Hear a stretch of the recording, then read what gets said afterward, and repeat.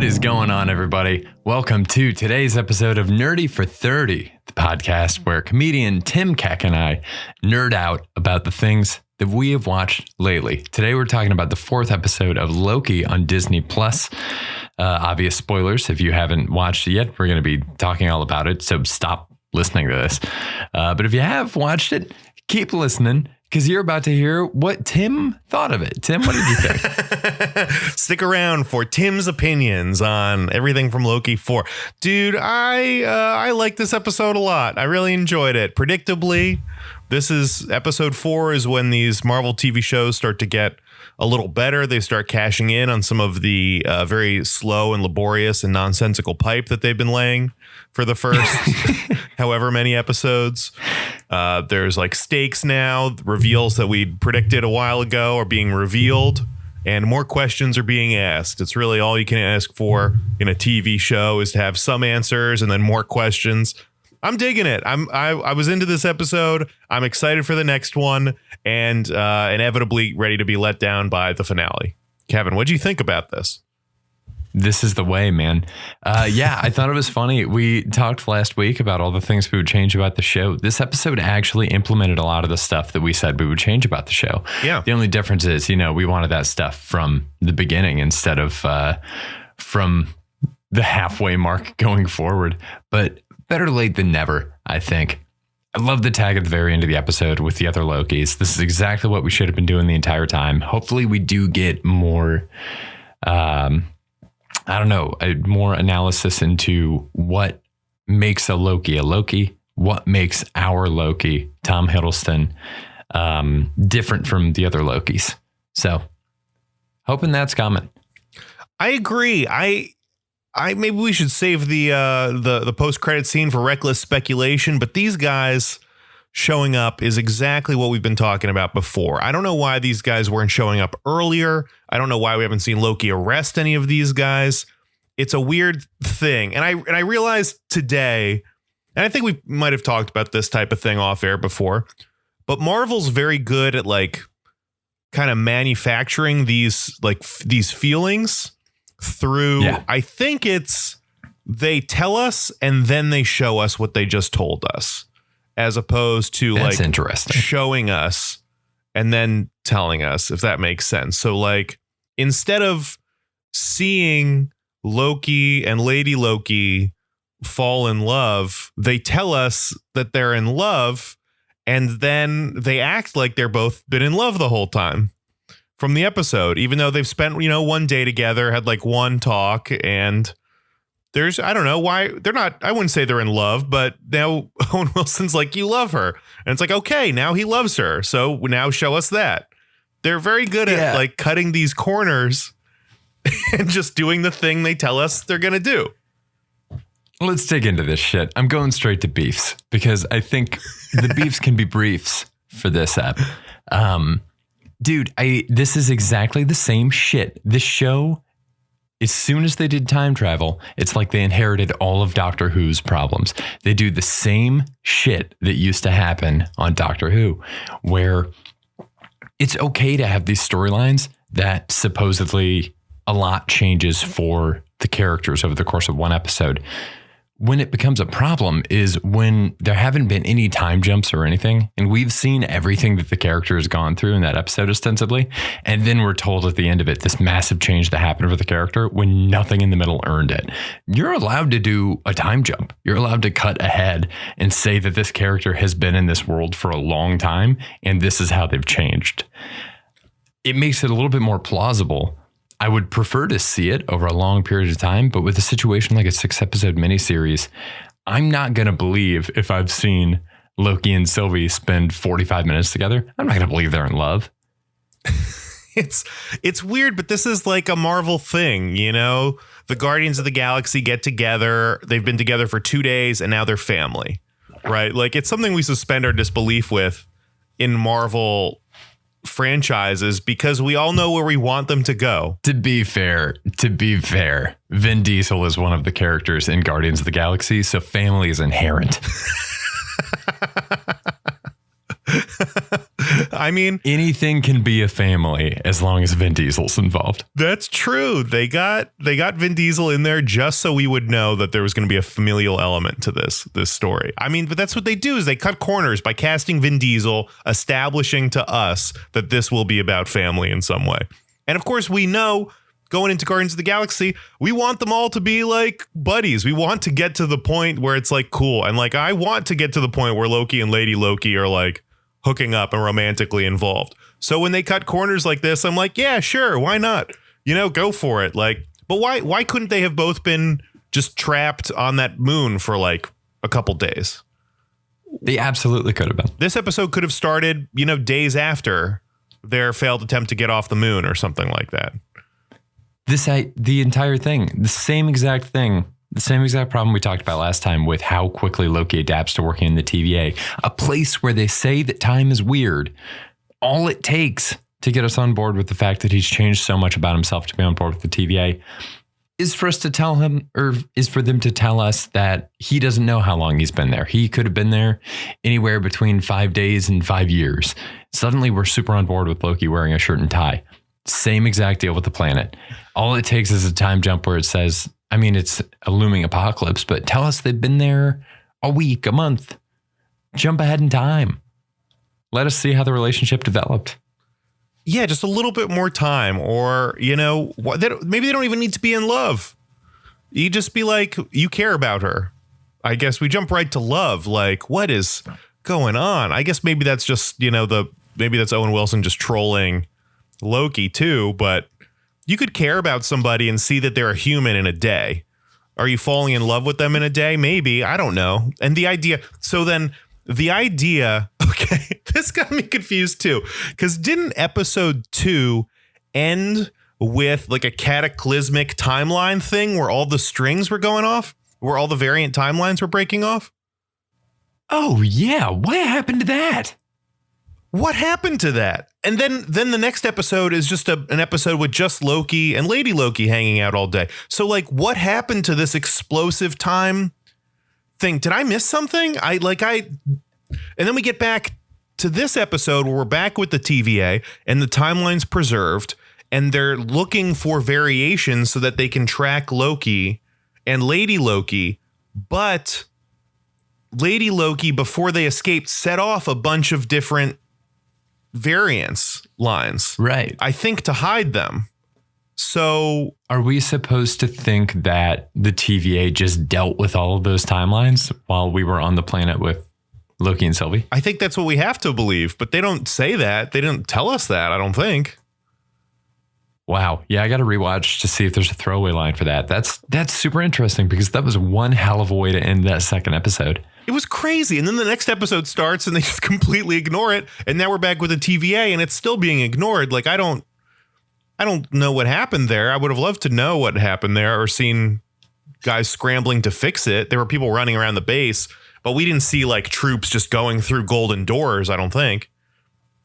Maybe I'm missing something. That's it fucking feels wild. like I'm either the show missed something or I'm missing something because it's weird. Maybe they're going to bring it back in the end somehow. Maybe we are in an alternate timeline version of the TVA. Yeah.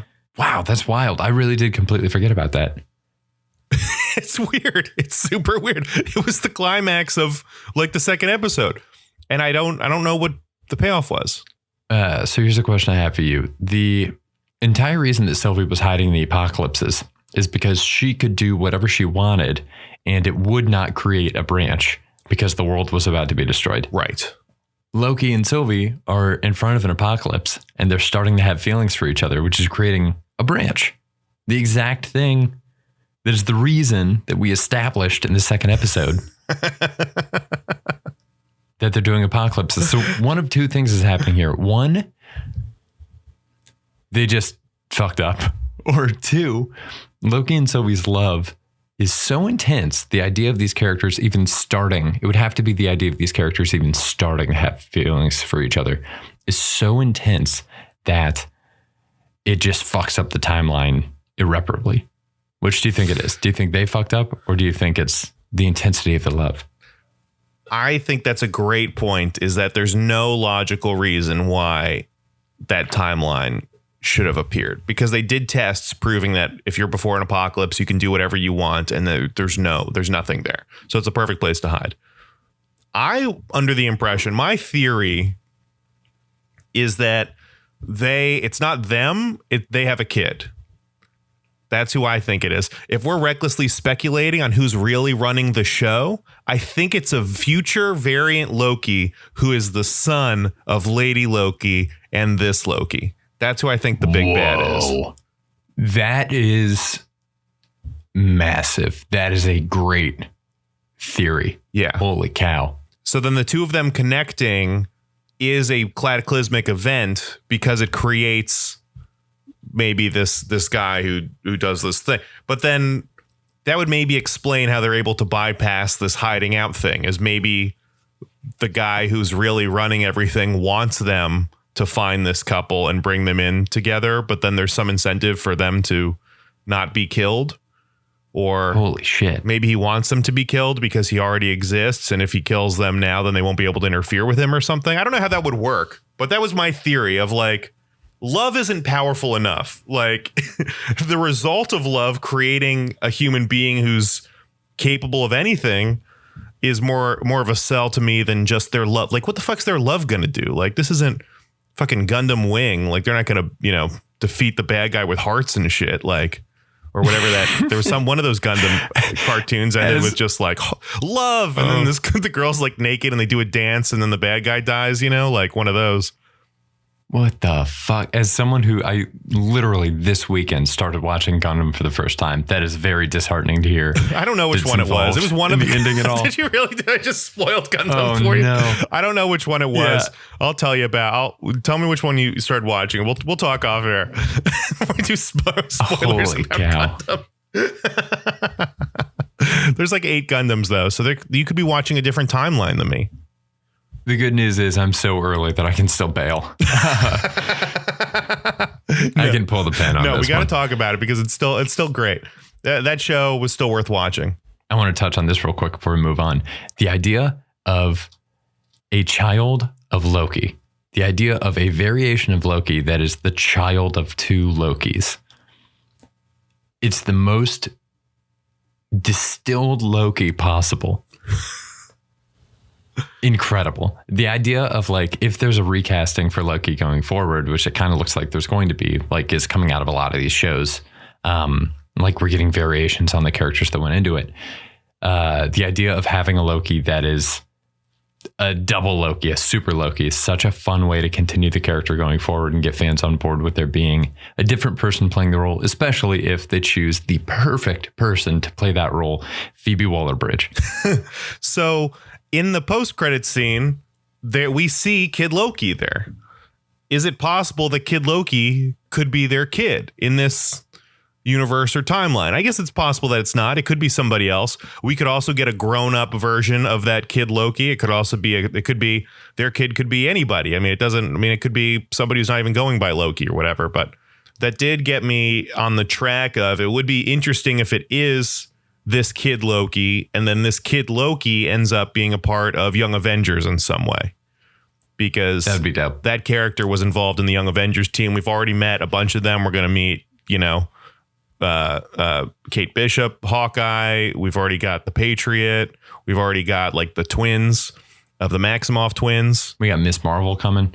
The thing that's funny about Young Avengers, it was fun how it was like, oh, they're setting up a couple characters that could form the Young Avengers. I did the math. We now have like the Young Avengers team could roll like 12 deep at this point.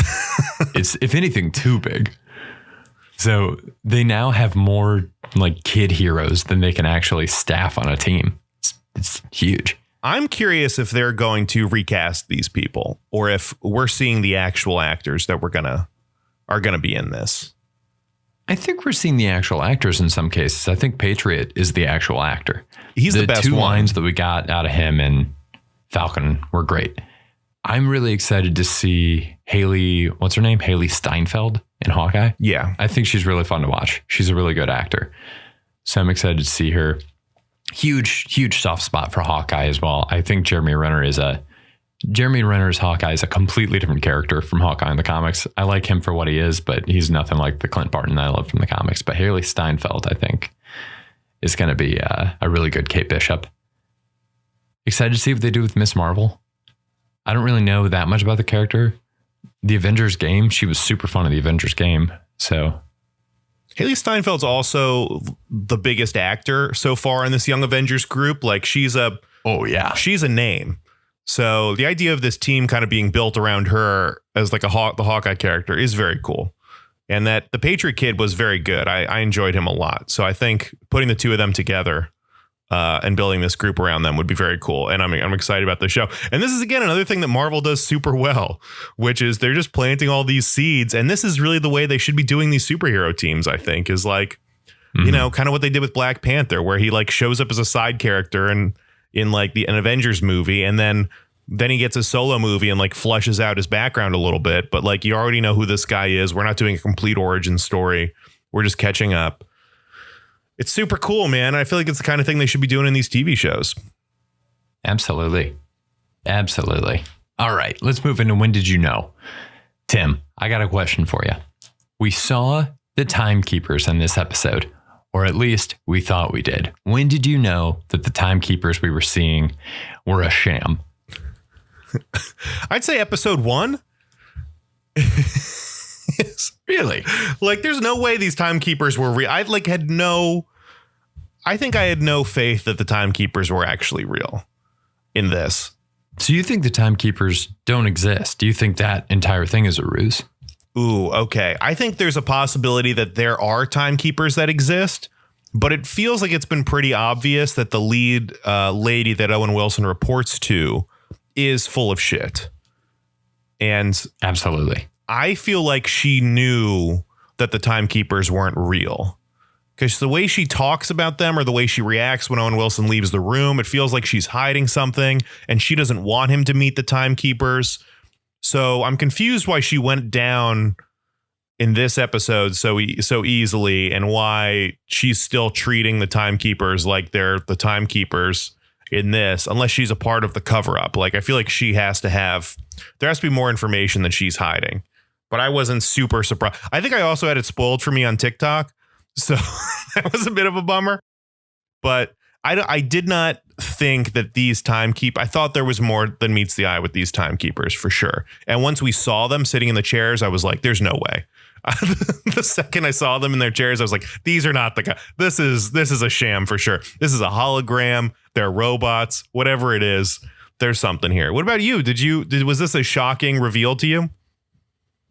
No, I think I was honestly relieved, because when they showed the first clip of the timekeepers, when she went into the room in this episode, I was like, oh, we're going to see some weird alien things, which they've been really reluctant to do outside of the Guardians of the Galaxy movies. Guardians is the only franchise where they've been allowed to have these big supernatural weird beings. So it was kind of enticing to see, are we going to get more of these like Jack Kirby sci-fi gods? Because even the gods we've seen in terms of like the Thor franchise, they just kind of look like people. And we saw the door open the cold open of the episode, and there were the glowing eyes. And I was like, oh shit, we're going to get to see some sci-fi stuff. And then when they actually go into the room later in the episode, the first thing I was struck by was, this is a really small room. I kind of figured that the timekeepers were these massive, like maybe 20, 30 foot tall beings that would just be floating in this eternal void of space. Again, very Jack Kirby, very like anytime they show these things that are beyond human comprehension, they're just fucking huge.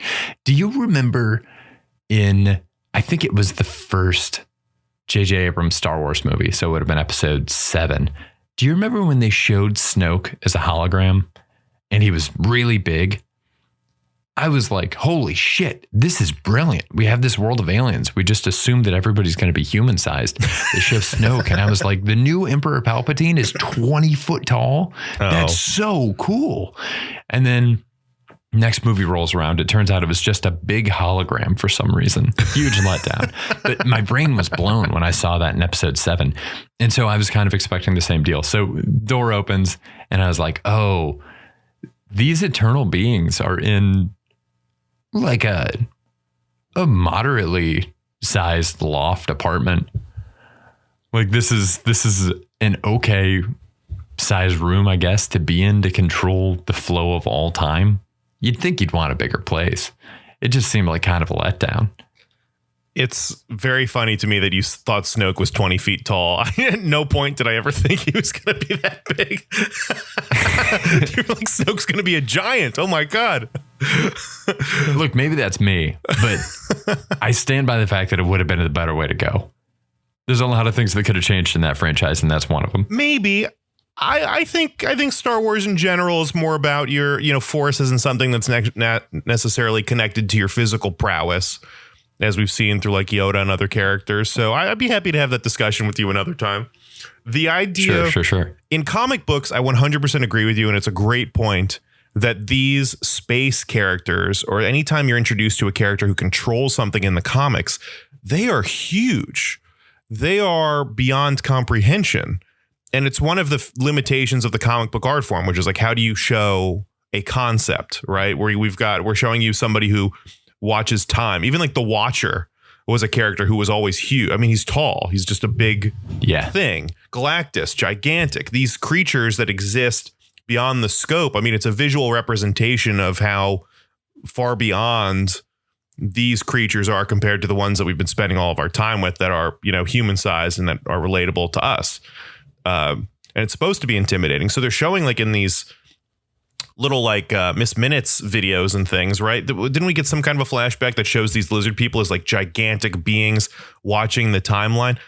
It doesn't jive that these people who are able to control time itself effortlessly, right? Like they are manipulating the timeline. Doctor Strange, human being, he could control time, but he could rewind it a little bit. He's not like shaping the flow of time, and he can't even comprehend the flow of time the way these beings do. And they're just in a room, in a chair, in the TVA. It's not a journey to get there, is it? Isn't it just like doors that open up? It's just a door. Yeah. And they've just been sitting there in some chairs. It could be mistaken for the custodian's closet. Yeah. Like there have been a couple times where the janitor has brought a mop bucket in there on accident. It's definitely. I'm not entirely convinced that they don't keep the mop bucket in there. They probably do when he's not intimidating Lokis. They probably just like they're powered down. I like to think it's like the Hall of Museums or something at like Universal, where you go in and it's just a bunch of animatronic timekeepers like telling you about time and stuff like that. But okay, here's the thing. Here's a detail I did like, and I liked it a lot. Was I told you we found out in this episode that the timekeepers were androids, right? They're robots. Yeah. Well, they were. I took that to be, like the Hall of Presidents. I took that to be like, this is a fake. So in the first episode of Loki, they go through a metal detector where the guy says, "Are you a robot? If you're not, if you are, you'll get fried." And then Loki has that fun bit where he's like, "Am I a robot?" And I told you in the first episode, hey man, this is a callback. If we were doing improv, I'd be putting this in the back of my head and I'd be showing up as a robot and getting fried later, right? Like that's a seed that's being planted that they need to cultivate. I love the reveal that they're robots. I'm not sure how they're connected yet, how the two things are connected yet. But as far as we can tell, these are the only robots in the TVA. The TVA is all human variants taken from Earth. The only robots in the entire place are the two that are pretending to run the place. So is that something? That's brilliant. I think it is. Yeah, that's totally brilliant. Wow. That's great. Did not even catch that. Terrific connection, Tim. It's super cool. If that pays off, and we saw the metal detector again with kid Lady Loki, Sophie. Yeah. They went out of their way to show it to us another time. That's wonderful. Dude, I don't know if I have a great when did you know, but that brings me into mind with a beef. The fights in this, weird. Oh, so bad. So the first one that I'm thinking of now, segueing from this, is Kid Sophie escapes the timekeepers and gets away in like the least convincing thing I've ever seen in my life. Yeah. Nobody even attempts to stop her. Everybody just stands back and watches. It's like when combat happens in a really awkward improv set and somebody does something and everybody else on stage is kind of trying to figure out how they deal with it. But in the meantime, the reality is shattered because none of the characters they're playing are doing anything. It's weird and unconvincing. And I wish we'd seen a craftier escape than just I like pushed away from a guard and grabbed their cool telephone thing and teleported out of there. And just knows how to use it immediately. Yeah. And just escapes and all that stuff. And it's like, okay, that's kind of late. You can't like trick somebody. You can't outsmart somebody. You're the trickster god. Like, it's always got to come back to that core of the character. Every single thing they do has to reinforce the core of the character. Yeah. Every time they don't, it's a missed opportunity. That was a beef for me. It's a missed opportunity. It's a missed opportunity beef. The other fight is the one that happens in front of the timekeepers, right? And so I was thinking about this as it initially was a beef for me, but now it kind of makes more sense. Loki and Lady Loki are getting their butts kicked by human beings, which seems kind of a bummer to me. Like they're like the TVA guys are just, they're people. They're just humans. And Loki can't beat up two humans. Why can't Loki beat up two humans? It makes sense to me now that Lady Loki is a better fighter. She would be a better fighter because she grew up not in the cushy like castle of Asgard. She grew up on the run in like apocalyptic experiences. So she's only grown up by herself in the street in planets that were dying and at the end of worlds. So she's got to be a badass. She's going to learn how to fight. It makes sense that she's a better fighter than Loki, but in general, the two of them can't just mop the floor with four regular human beings. They're gods. Aren't they stronger than everybody? Like what? That seems weird to me. It seemed weird to me. Somebody on Reddit did a very fun comparison where they showed Loki from his first appearance in the Avengers movie, like the first Avengers movie.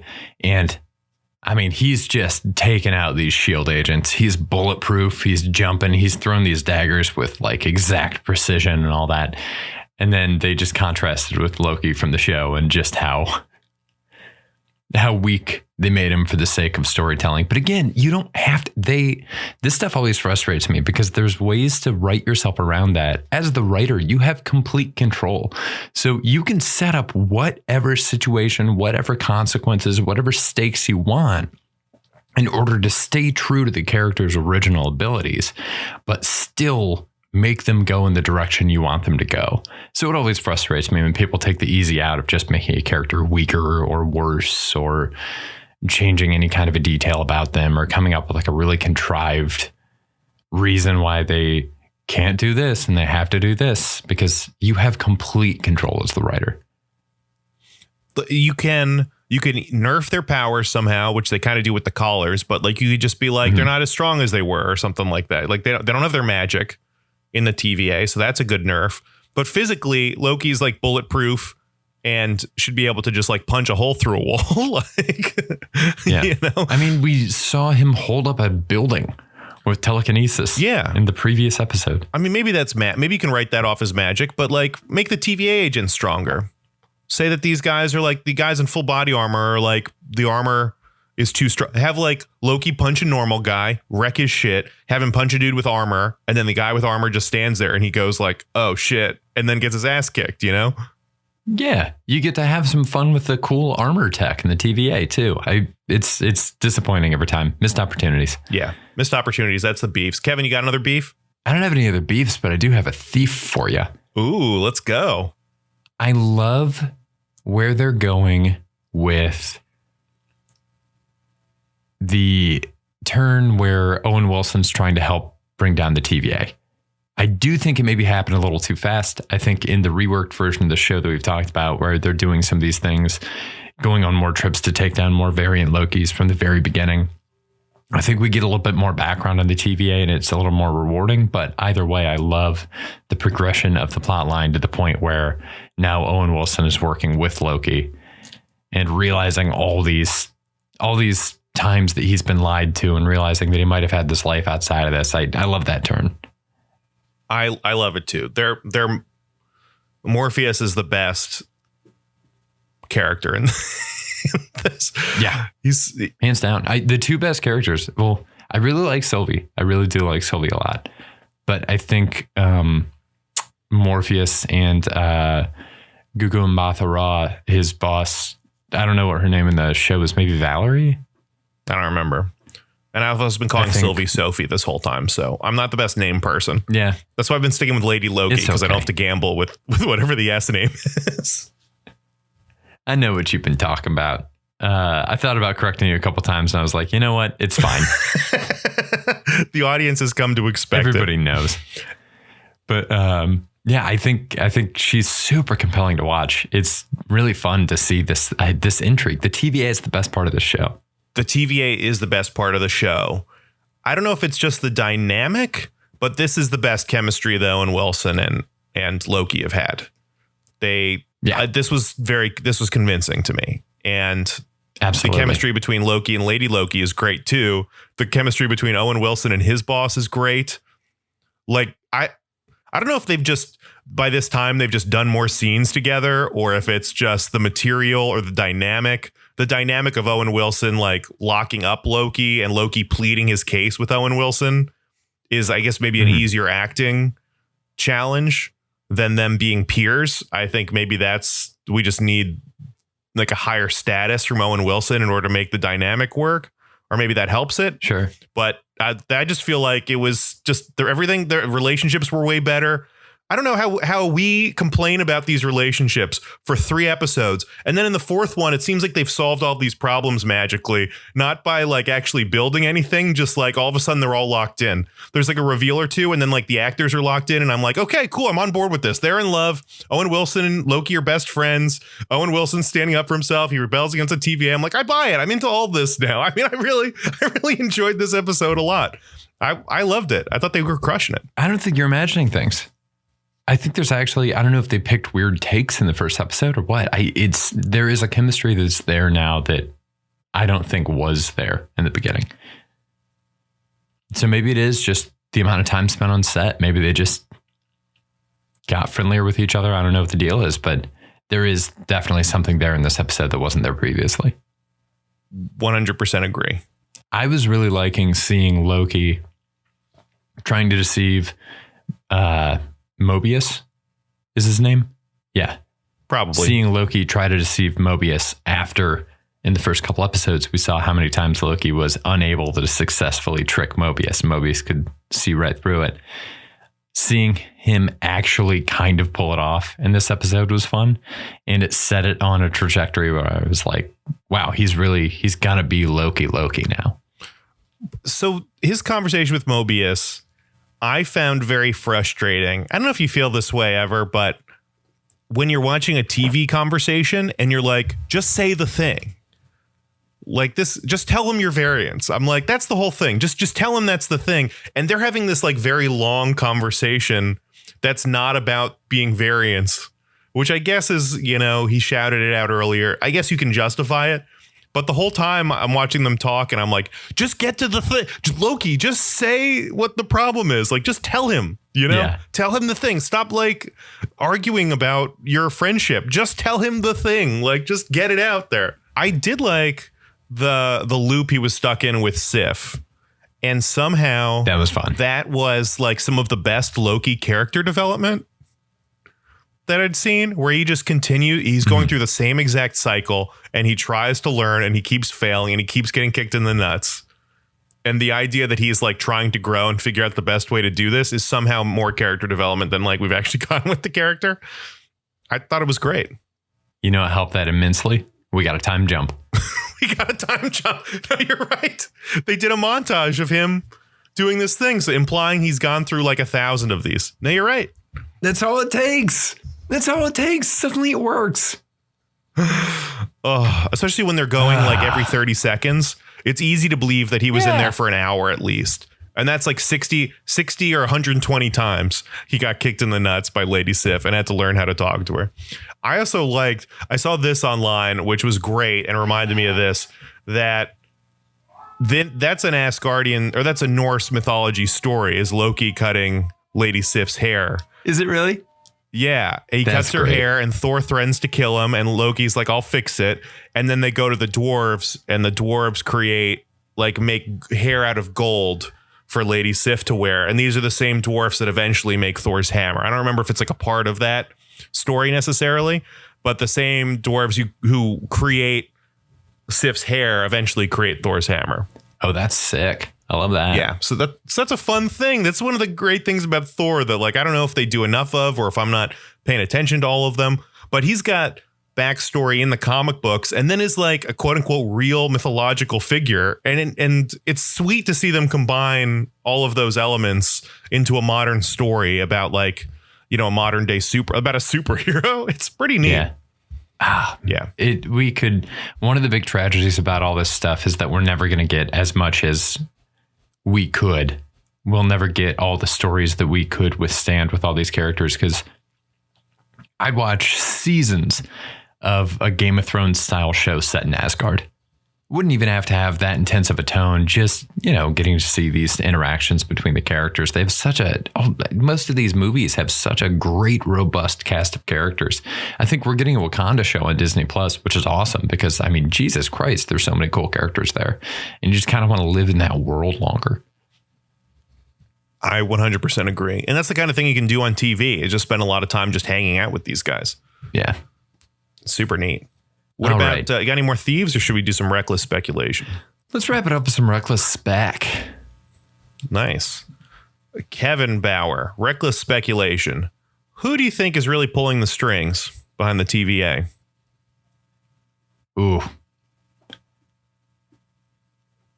That's very interesting. I don't think it's a Loki, because we've now seen these Loki variants that are going to help our Loki through it. I gotta tell you, I really don't know. So reckless speculation, I gotta say Spider-Ham. It's the only Marvel character that makes sense. Or Ant-Man. I would accept Ant-Man. And this is all a tie into Quantumania. Do you think there's any chance it's Kang the Conqueror, who is supposed to be a villain in Ant-Man 3 or whatever? People keep talking about that. The thing about Kang is that Kang's not really a control everything type of guy. Kang's a kind of come in and take credit type of guy. He's not the actual CEO at work. He's not your Steve Jobs. You know, he's not going through and founding Apple from the ground up. He's like he's more of like the person that you meet at the office that's trying to take credit for everybody else's shit. I guess that's a little bit of what Steve Jobs did, but he kind of just swoop in and wants to be a ruler. I don't think he wants to do all the hard work. So I would be shocked if it is Kang the Conqueror, just because of the sheer amount of effort that it would take to set up all this TVA shit. I think it's way beyond what Kang would want to do. I think it's way beyond Kang's skill set. I agree. I think people are desperate to figure out who the next, like, big bad in the Marvel universe is going to be, because Thanos is like a storied character that had like giant crossover events based around stopping him. Yeah. And I think people have thrown out Kang. Like, I guess the list gets a little shorter now that they've gone through so many villains and all that. But Kang, to me, always seemed like a B-list villain. I don't know. Maybe I wasn't reading the right stuff, but he never struck me as like a mastermind guy at all. You know, I agree with your analysis. It's gotta be somebody that we've seen already in the show. Otherwise, it's not going to be a rewarding reveal. Absolutely has to be someone that we've seen so far in the show. I'm trying to think. We've seen the Hulk was mentioned a couple times. I wonder if there's any chance that this could be like a Maestro thing, like a future version of Hulk or a variation of Hulk. I'm wondering if it could be a variation of Thanos. Or if there's anybody else that we've seen in the show. It absolutely, I mean, the rules of all these things, it's got to be someone that we've seen. Otherwise, it wouldn't be satisfying. They mentioned vampires, so it could be Blade.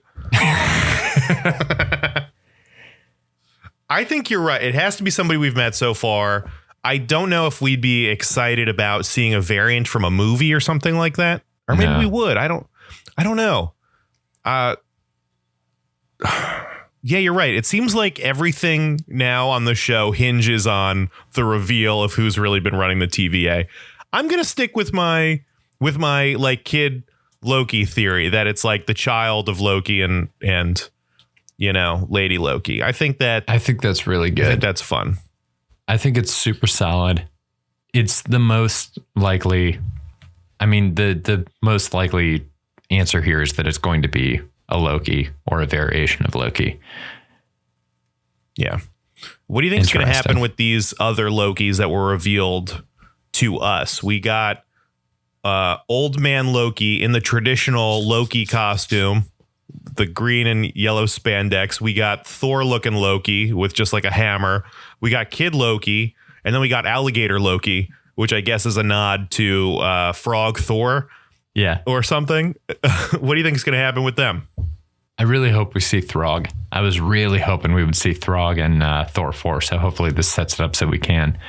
I think that they need to. I think they're going to do a giant assault on the TVA. I think it's going to be real cool, and we're going to have a good time watching it.